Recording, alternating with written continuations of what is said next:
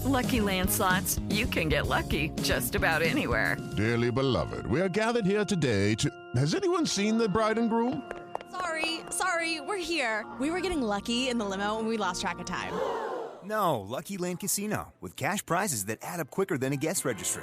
In that case, I pronounce you lucky. Play for free at LuckyLandSlots.com. Daily bonuses are waiting. No purchase necessary. Void where prohibited by law. 18 plus. Terms and conditions apply. See website for details. Hi, everyone. I'm Deb Flashenberg. Welcome to Yoga, Birth, Babies, a podcast produced by Prenatal Yoga Center. We will be diving into everything prenatal yoga, birth, and baby related, hoping to inspire, educate, and empower you through your journey into motherhood. Thank you for listening. Hi, I'm Deb Flashenberg. I'm your host for Yoga, Birth, Babies, and today we're going to talk about grief, anxiety during pregnancy, and early parenthood during COVID. And I have Jessica Shapley. She's a certified social worker and mother of two, and she's been with PYC for years, and she's an amazing person. When I thought about what's going on for somebody that is pregnant or just had a baby, and the idea that maybe they had a certain vision of how they wanted their pregnancy to be, and it's not that right now, there's a certain amount of grief. There's a certain amount of anxiety about what's going on. And then there's even, how do I even parent during this self-isolation? So when I was pondering this, I thought Jessica is the person to talk to. She leads our new mom support groups at the studio. And I know these things have come up in her groups because they're currently happening. So she shares some amazing information, some insight, and she's just a generally well-rounded, fantastic person. So I think you're going to enjoy that. Before we get to that, I want to say thank you to those who have been leaving ratings and reviews. On our podcast, it really just delights me. And before I started recording this intro, I thought, let me take a look, see if anything's come up. And somebody did. So I want to leave. This is from Crazy for Macy. And she says, highly recommend. Absolutely love this podcast. Deb is a great interviewer, and there's a range of topics, interesting topics that will appeal to many pregnant people, caregivers of babies, young children, and people in the birth work field. So I want to say thank you for that. I really appreciate your time and effort to do that. If you have a moment, and this podcast really speaks and resonates to you, so I would ask you if you can just jump over to wherever you listen to this and leave a rating and review. It helps people find us. And then just another announcement. I've made this in the last couple podcasts, but it's now official. I put it out there on our website, and we are doing the fall teacher training online. It took a little bit to get there. We're finishing the spring one online, and I thought, we don't know what's going on. We don't know where we're going to be in the fall. And instead of pivoting last minute, we're just making the decision. That way people can plan. And the people I've already spoke to, just even today, one of the fall teacher trainees, she lives in Connecticut. She's like, great, I don't have to worry about getting into the city and accommodations. So we just thought, let's just call it. We're going to do the fall prenatal yoga teacher training online. So if you've wanted to study with us, but you've been unable to travel to New York twice, because that's not accessible for everybody because it's over 2 long weekends, don't worry. Stay home. Do it with us online. It's really fun. It's interactive. We take enough breaks that you don't get that whole Zoom fatigue. We're well aware of that because we're there with you too. So that's exciting. And then we're going to see what goes ahead. We do have it planned that we'll be in Washington, D.C. later in the year. I think we're going back to Richmond as well. It's kind of all up in the air, but I believe that's going to happen. But I'm excited that we made the decision for the fall teacher training. And then don't forget, we've got our other online offerings.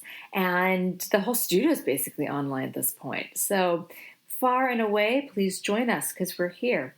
All right, I'm going to take a super quick break. And when we come back, please enjoy my conversation with Jessica. Lucky Land Casino, asking people, what's the weirdest place you've gotten lucky? Lucky? In line at the deli, I guess? Aha, in my dentist's office. More than once, actually. Do I have to say? Yes, you do. In the car before my kids' PTA meeting. Really? Yes. Excuse me, what's the weirdest place you've gotten lucky? I never win and tell. Well, there you have it. You can get lucky anywhere, playing at LuckyLandSlots.com. Play for free right now. Are you feeling lucky? No purchase necessary. Void where prohibited by law. 18 plus. Terms and conditions apply. See website for details. Hi, Jess. How are you? I'm okay. How are you? Well, as we described, I'm holed up in my room right now. My kids are downstairs. Quiet, maybe. I don't know. We'll see. Baking cookies today. That's one of our. I'm using that as a science. I'm like that covers science for today. It covers a few things. Yep. Yeah, measurements, math. So that's where we are. Today has actually been a pretty decent day. It's up and down, which is exactly what I thought this conversation is so important. So talking about grief and anxiety during social distancing, pregnancy, postpartum, I feel for the community because it's a big time. So I guess before we get into that, I know you, I've known you for years, but others may not. So tell me a little bit about yourself and your work. Well, I'm a licensed social worker. I do couples and family therapy. I run the new mother support groups at Prenatal Yoga Center and around the city. I'm a sleep consultant.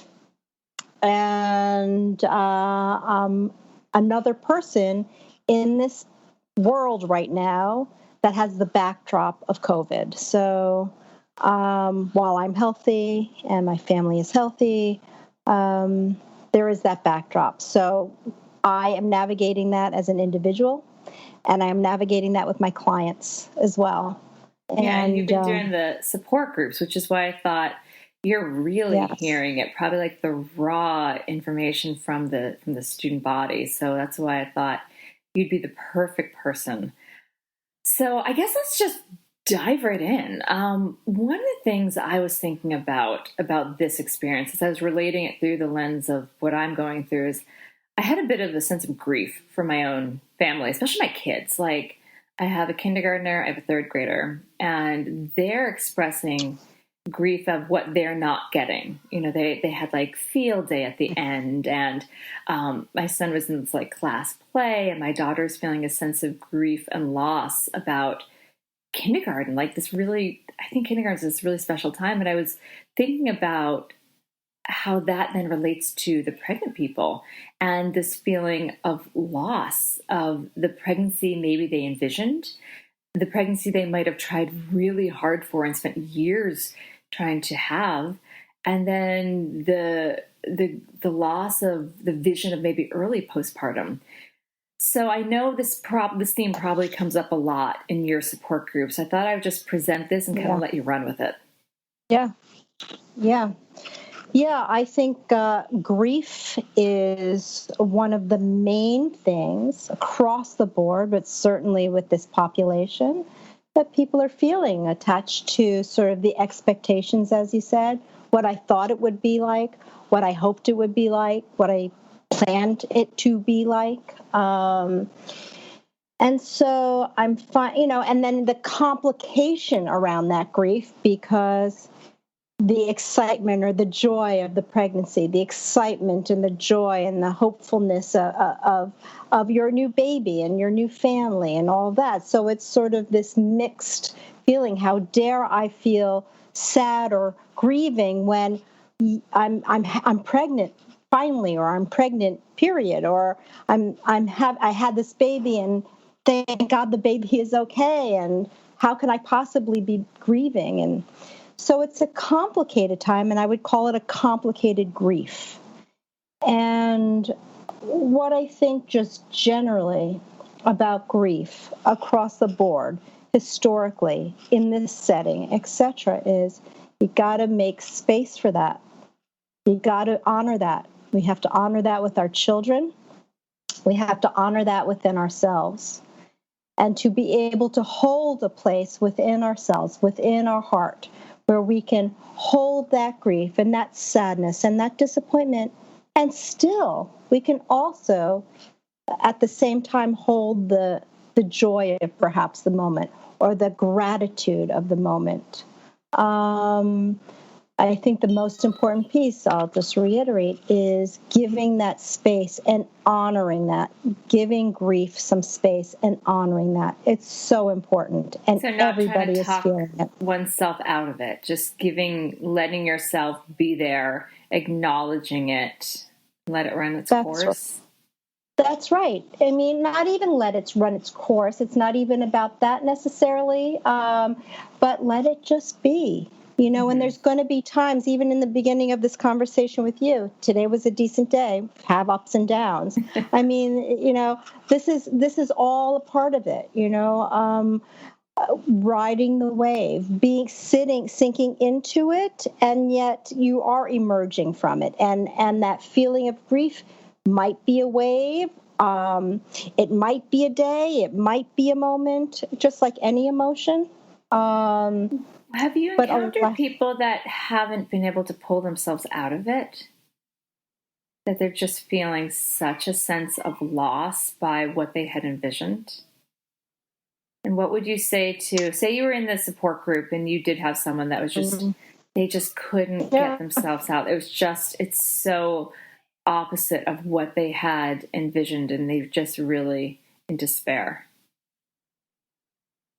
Yeah, well, I think with any client in despair, any person in despair, there's a lot of parts that need to be addressed or looked at or calculated. And postpartum, issues around postpartum blues and postpartum depression, that needs to be assessed different and separately, but in conjunction with the sadness, the grief around this setting. So, I mean, that would be one piece to assess. That said, the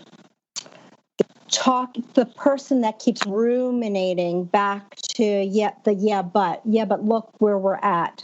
I have not seen that. I think that in the groups that I hold, with the couples that I'm working with the families that I'm working with, that it might come around and touch that topic again, that sort of hopeless topic at some points, the unfairness feeling at some points.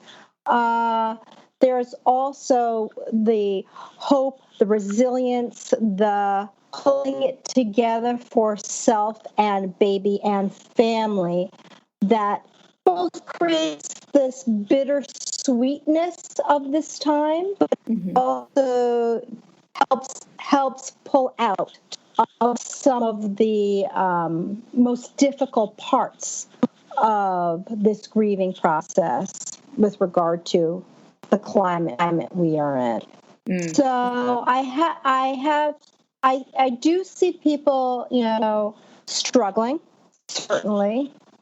And some to ground just in terms of practical things. So some of the work, besides honoring those feelings that might come up, around grief or any other feeling for that matter, is grounding yourself in sort of what you do have control over.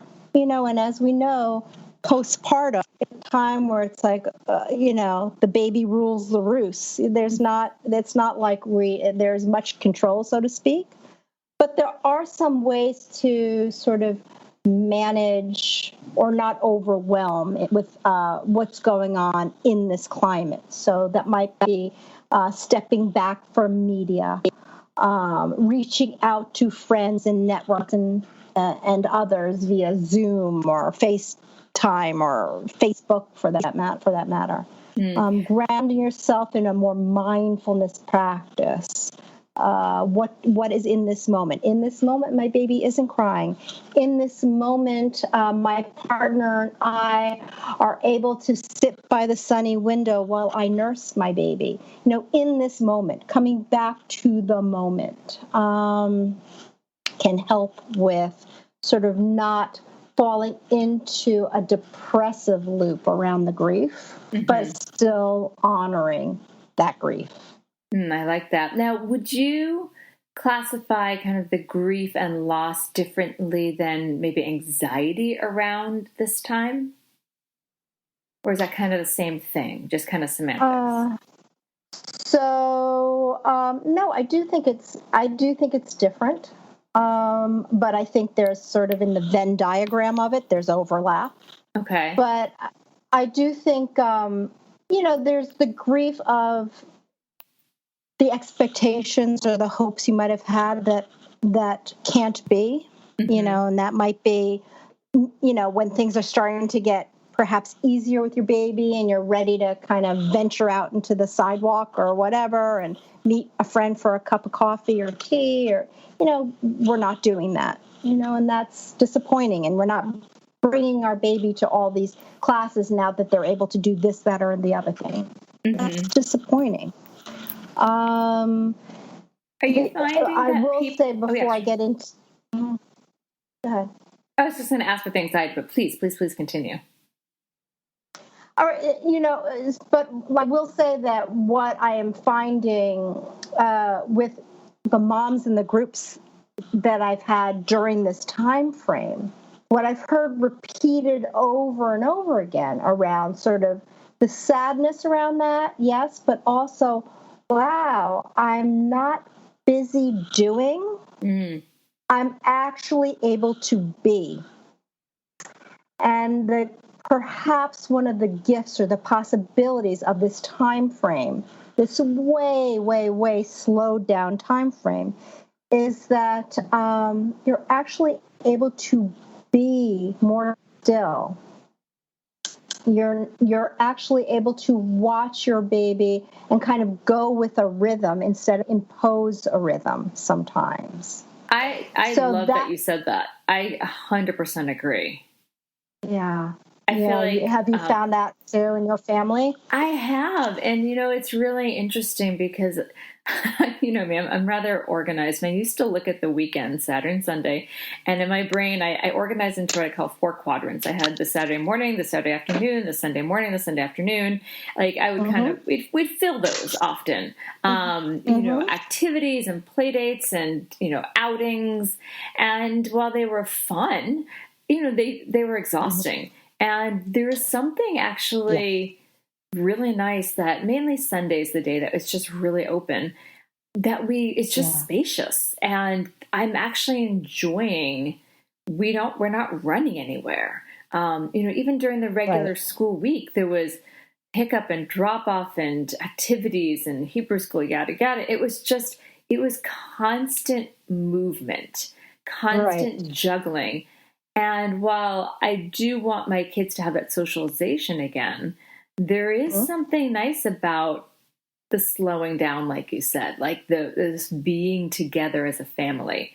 That said, there's other times that I'm like, please get out of the house and leave me alone. But I am which we'll address in a minute. We'll address that kind of stuff in a minute. Yeah. Where I was literally like, can I just go to the bathroom by myself without you asking me questions? Yes. Like that. Please, we God, can talk please. about that. Yep. But there is something that the force to slow down, the force to really be together, the force to get to know each other even deeper.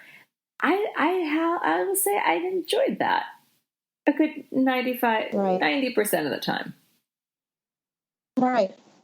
And for a lot of couples, certainly not all couples, and certainly not all new moms or moms are coupled, but for some, the having partner there during your maternity leave, so to speak, and then some, for you both to learn the rhythms, for you both to watch the baby in a different way.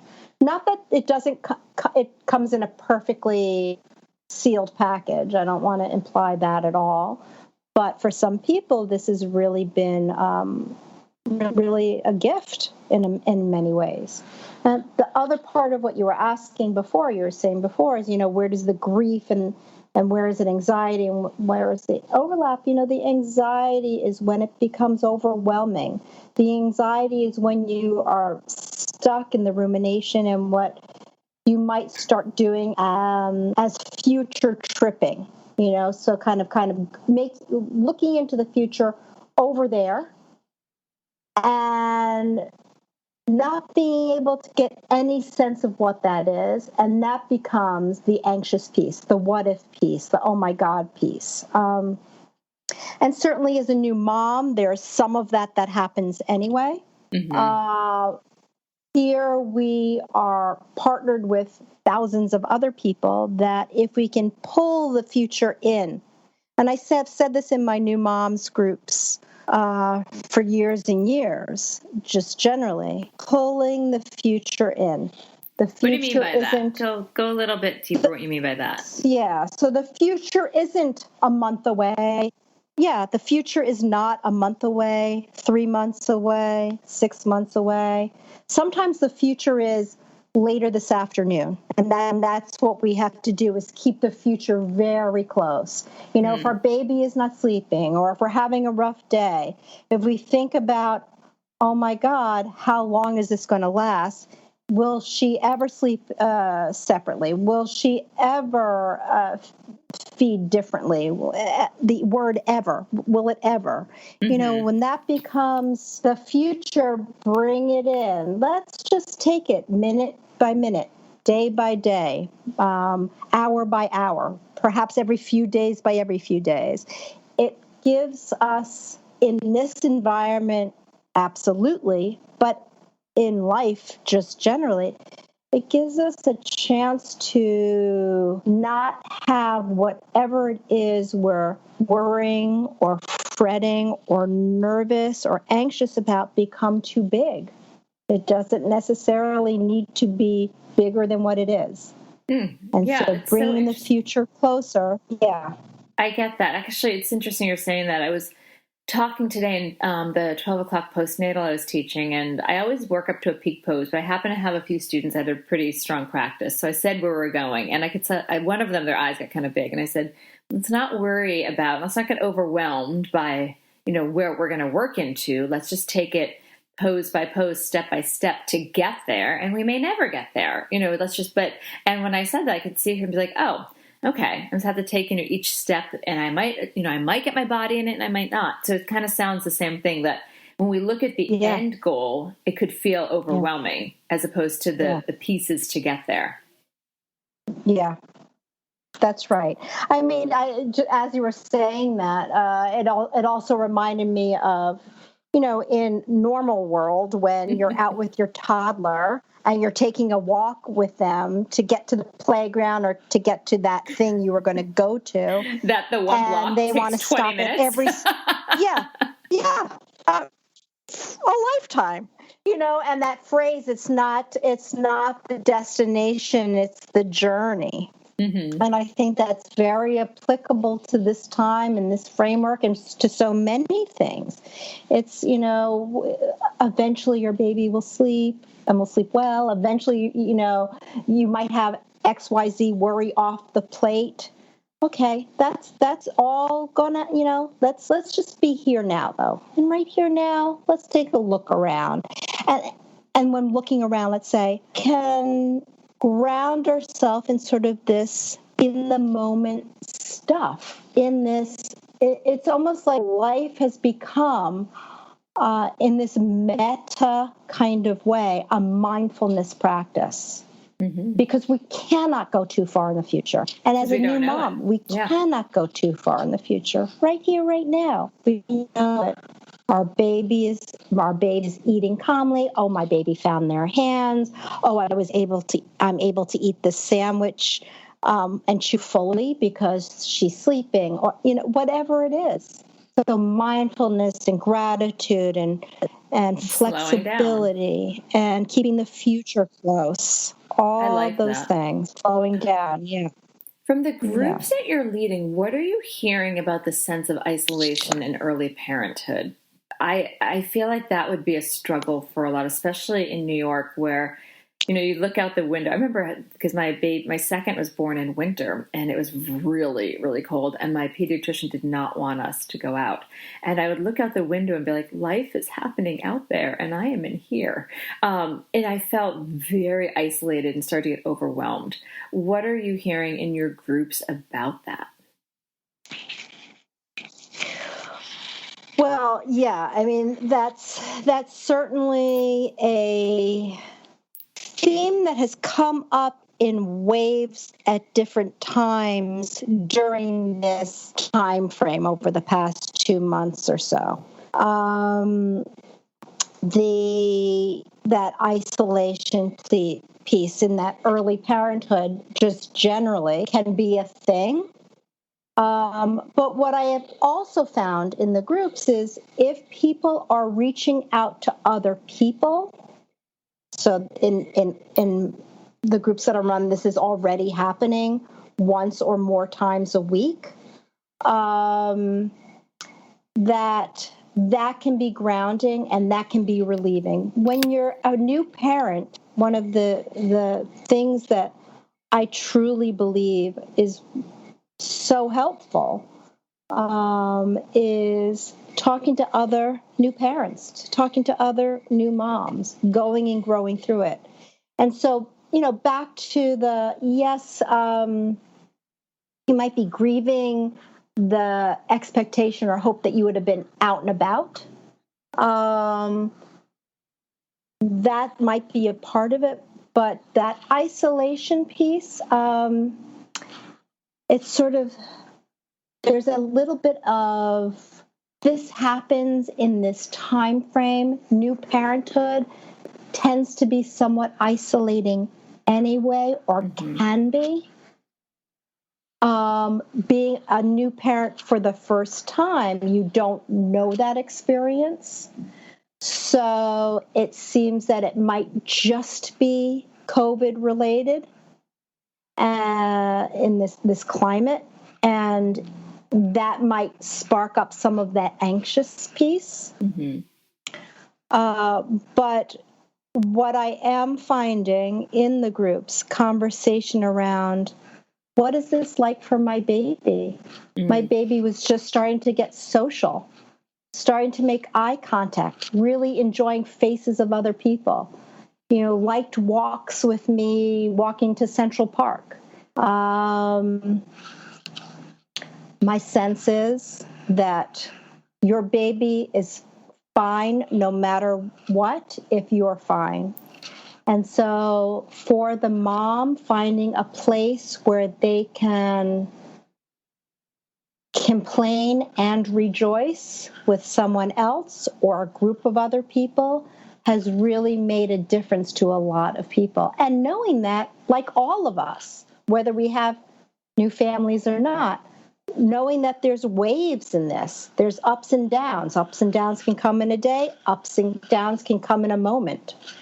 And, riding those waves and reaching out, not being too proud to reach out.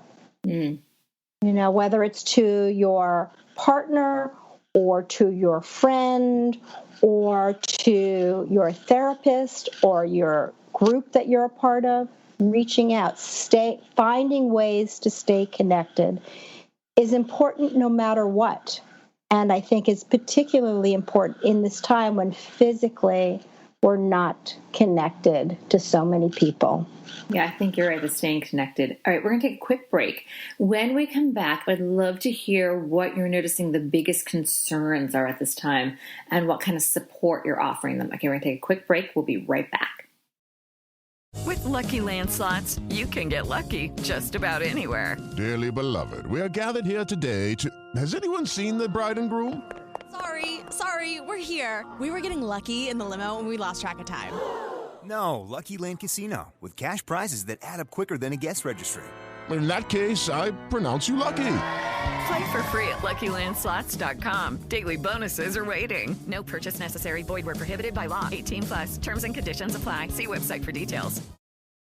If you own a vehicle with less than 200,000 miles and have an auto warranty about to expire or no warranty coverage at all, listen up. CarShield has a low-cost month-to-month vehicle protection plan that covers more parts than ever. Visit carshield.com/audio to find out how you could pay almost nothing for covered auto repairs. Drivers who activate this vehicle protection today will also receive free roadside assistance, free towing, and car rental options at no additional cost. Get your free quote today at carshield.com/audio. That's carshield.com/audio. Okay, so what are you hearing about the biggest concerns at this time? And when you do hear that, what are you offering them in terms to help them? Yeah. Well, even building on what we were just talking about, that sort of the connection, finding ways to connect. Activating your social networks or reaching out to other mothers or going on various chat groups, Facebook pages, whatever, to connect with others growing through this new parenting experience, so you don't feel so alone. Implementing routines is another thing we talk about, and while your baby, as a new mom, we often want, when is our baby going to, be on a schedule? I'm not talking about schedule, and I'm not even talking about baby, but ritualizing some routines for yourself as an adult, as a mom, as a new mom, as a human, and that might be, and it might come at different times during the day because perhaps you're catching sleep where you can.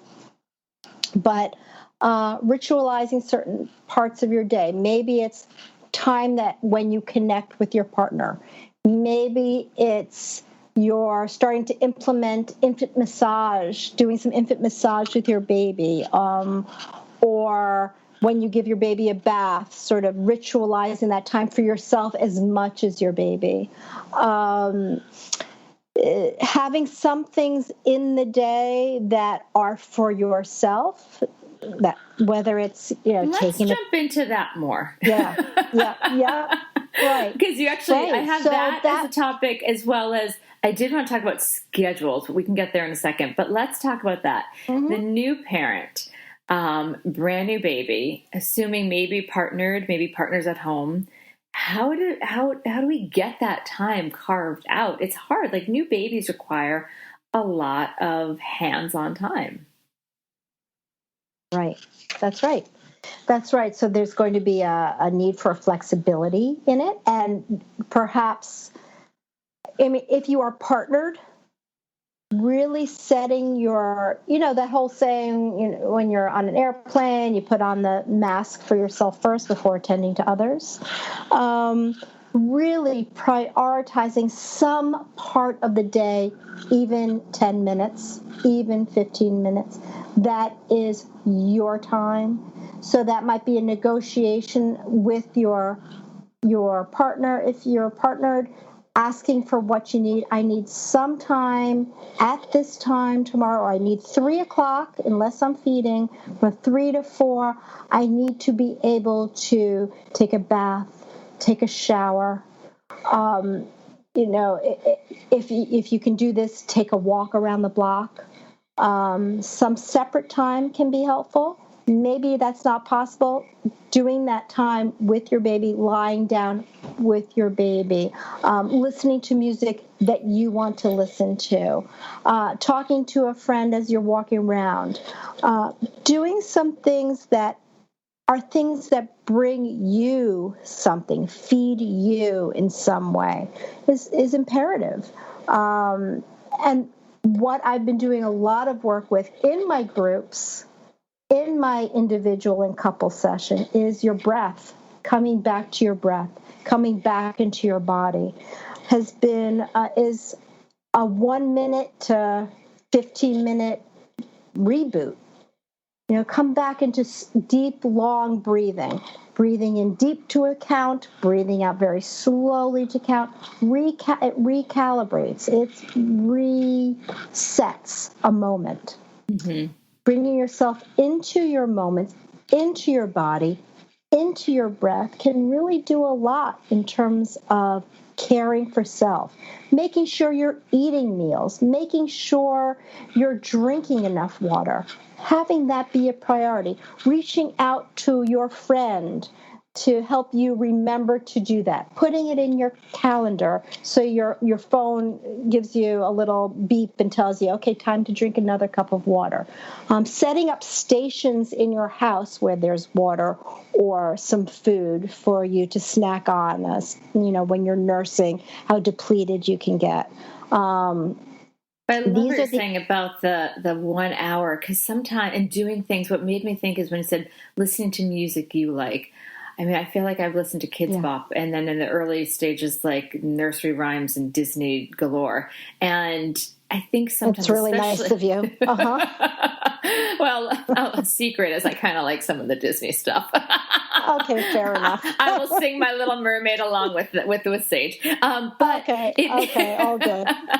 My dirty little secret there. But it did make me think about the early stages of parenthood often can collide with an identity crisis of like, all I am is now a parent.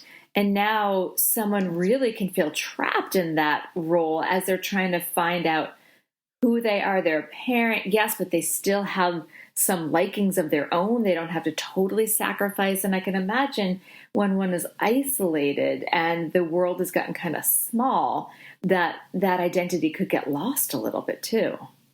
Yes. Yeah, everything that you can go through postpartum, say, is magnified in this setting. Yes, absolutely. So it takes intention. It takes intention. Yes. And surrender and flexibility. But yes, the intention is key. I intend to consider myself in this day as well. Yes. I think, you just totally hit it. Yes. Because it's so easy to go through your day for someone else, go through your day also with the anxiety and the grief of what's happening, and not even set intention of like, but wait a minute, what can I do for me? I'm still me. Right. I'm still, oh, wow, I love that. Yes. That really struck something with me. Right. And even, I think that even the music is play the music you like. Too. I mean, and if that happens to be The Little Mermaid, well, that's not my first choice. It's just, but just saying. But I mean, especially for new mom, play the music you want to hear.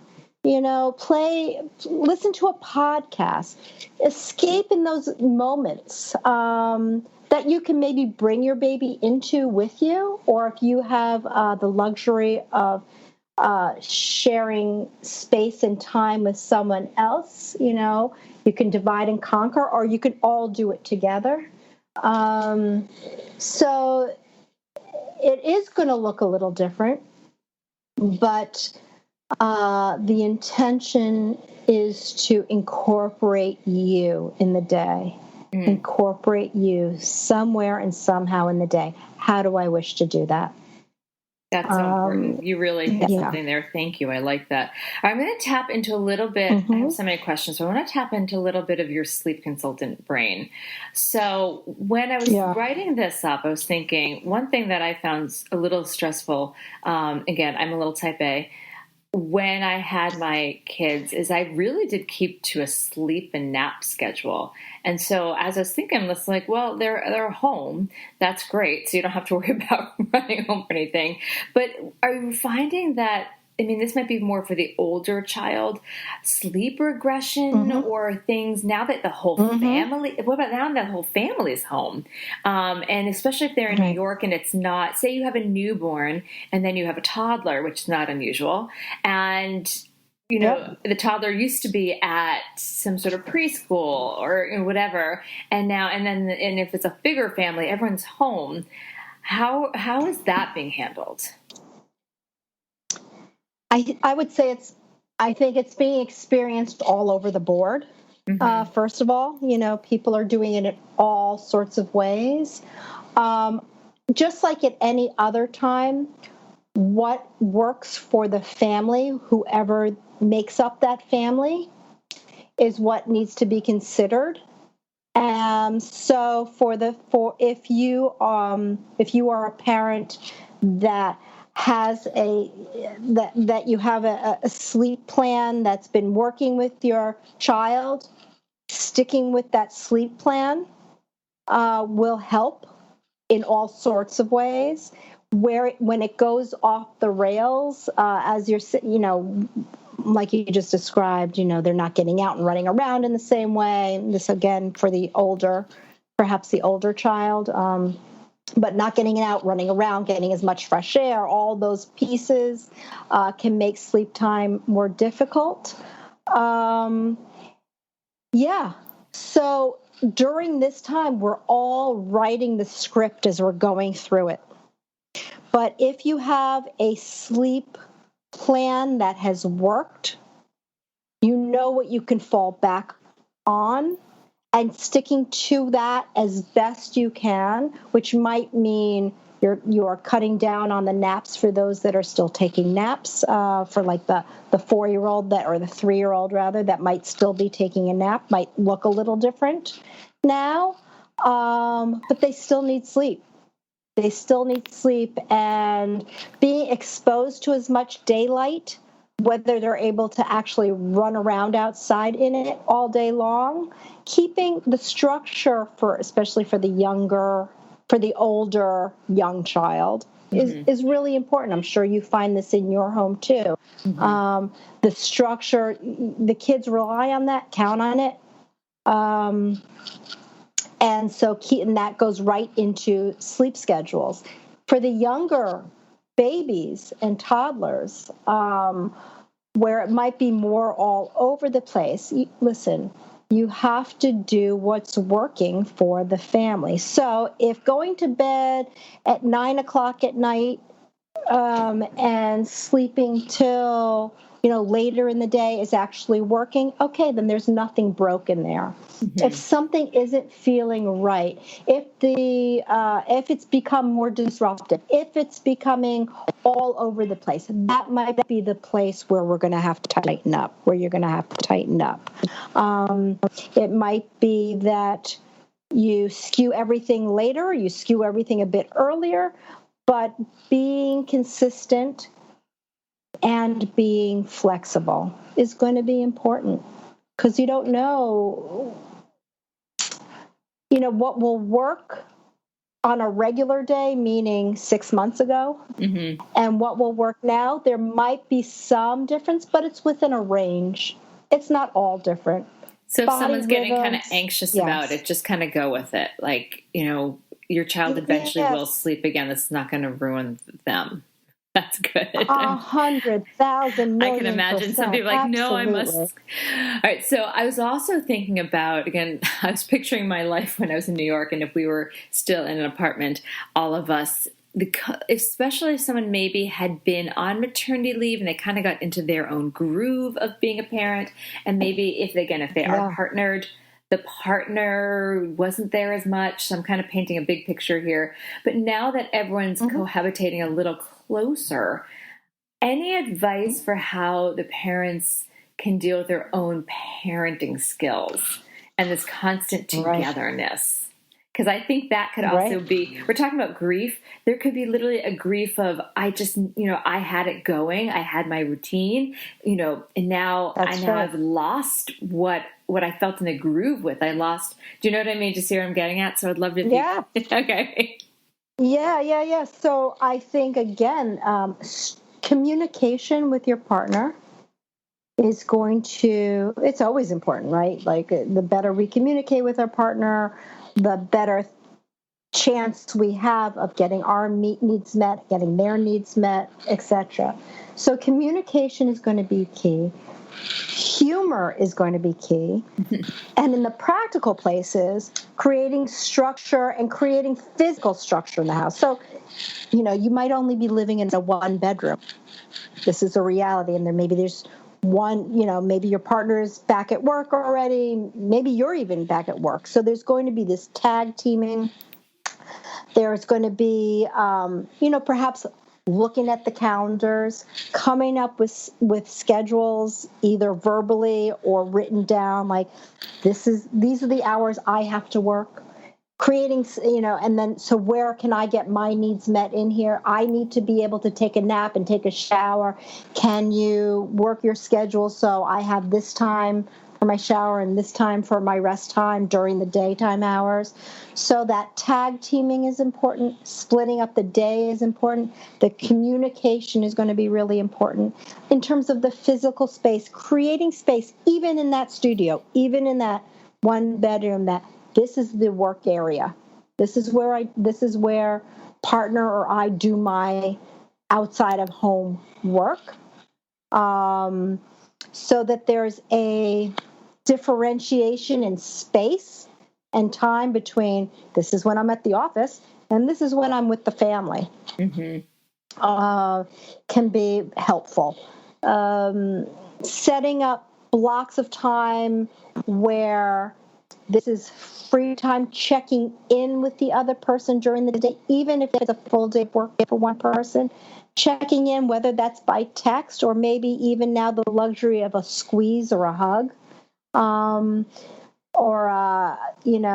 just some physical contact can be very helpful in sort of grounding you through the day. It's hard because, perhaps the mom on maternity leave doesn't want to bother the partner who happens to be home but isn't really as involved as you would hope or think because they're still at work all day long. Have that conversation. What is in fact possible? And maybe it's not possible, but maybe there is something that can be. Yeah, and that can create some anxiety. I know my husband and I have really had to work around his time working, my time working. And it's a juggle. It's a really strong balancing. And, and I know that there's been times like I have teacher trainings during this. I'm literally teaching, luckily I have a basement, but I'm there for like almost 30 hours a weekend. And I know that there's a respect of like, I have to do this as I love to do it. But then there's also a little resentment at times. Like now I'm with the kids the whole time. So what about, can you speak to how that may come up as well? Well, I think you said it perfectly. It's going to come up, it's going to come up and nothing is going to be as perfect as we hope it will be. Right. So, or maybe you're not going to do, keeping those expectations lower. I joke, but I am actually serious. Like keeping that bar maybe only a few inches off the ground, keeping the bar kind of lower. We're alive. We're fed. Yes, we're bathing on a regular basis. Like that's where our semi-regular. yes, keeping that low. So, and that's sort of there. Allow for more forgiveness in your own work, in your own production, in your own perhaps parenting. It's talk about being a good enough parent. Here's an opportunity to really let that shine. We're imperfect, thank God. And here, look how imperfect I am. In terms of the couple, we can actually embrace the imperfect because I think sometimes socially I remember going to like the playgrounds and be like, oh, that person seems such a great parent and I'm a hot mess. That probably taken off the table. Like, at least we can be, we don't have to worry about that. So let's look at that positive. So maybe embrace the imperfect because there's no one to judge you but yourself. So, okay, we're finding But I think it's also, and what you said was really important, like the resentment that can build. Hey, wait a minute, who's working more here? I was with the kids all morning. I need a break too, and I need to teach. And I've been working all day, and I need a break too before I take on the kid. All that stuff. Yeah, that has to be part of the conversation. That has to be part of the communication. If you are able to use a sense of humor, God bless. That's really going to go a long way, because it's really challenging. And at any point, it's really challenging. But when you're both sort of navigating space and time and hours and childcare and work and, work-life balance with a big ha-ha attached to it, it's going to look different. Especially, I think first-time parents, there's enough anxiety already, like, let's just keep this baby alive. Now we're trying to keep the baby alive, and we don't have really the help around. That's anxiety-producing as well. Absolutely. Absolutely. There is no perfect way to do it. I'm sure you find this too. There are days or weeks that you feel like, oh, we had our groove down this day or this week. And then another day or another week, it's like, oh my God, what just happened here? Yeah. Or I can't stand that person I made that baby with. Are you kidding me? Normal. Yeah. Normal. Well, before we wrap up, I still have a couple more questions, but before we start to transition, is there anything that you think we haven't covered about early parenthood, grief, anxiety during this very unusual time? Yeah. I think grounding yourself, or at least reminding yourself for a new parent that this is not, certainly the backdrop is different, right? And the thing about the backdrop being different is everybody in this country and world has a similar backdrop. So there's that. But for a new parent, it often looks like this anyway. You're nesting in. You're going from room to room. You're on a 24-hour kind of cycle. There's less of a delineation of day or night or structure or routines. And this is that. So changing your expectation of what new parenthood would look like, say what the first couple months might look like, it's very different in that you might not have visitors, you might not be able to, you're not going maybe to grandparents or grandparents coming to you, or where you might have had a night nurse, you're not having a night nurse, or whatever the thing might be for your family. But you're also nesting in. And you're also learning your baby, and you're also figuring this stuff out. And you would be doing this 6 months ago as you're doing it now. It's just sitting in the context of a different landscape that makes it feel so different and kind of adds those other parts to it that are challenging, to say the least. That's perfect. And and again, I do want to say, just grounding yourself in your breath, your body, checking in with yourself, knowing that you are okay. This is okay. I will be okay. I am okay. My baby's okay. Remembering that, and reaching out to other moms or support systems in the ways you can. Is that really, really helpful? Whether it's a virtual new mothers group, which hopefully in the near future or some future will be a physical mothers group. Exactly. Yeah. So we're going to take another quick break. When we come back, now you've already given some major pieces of advice and tips, but if you have now been a mother of 2 girls, you have been doing this work for as long as I've known you, baby after baby after baby. I'm sure you've worked with hundreds of thousands of babies.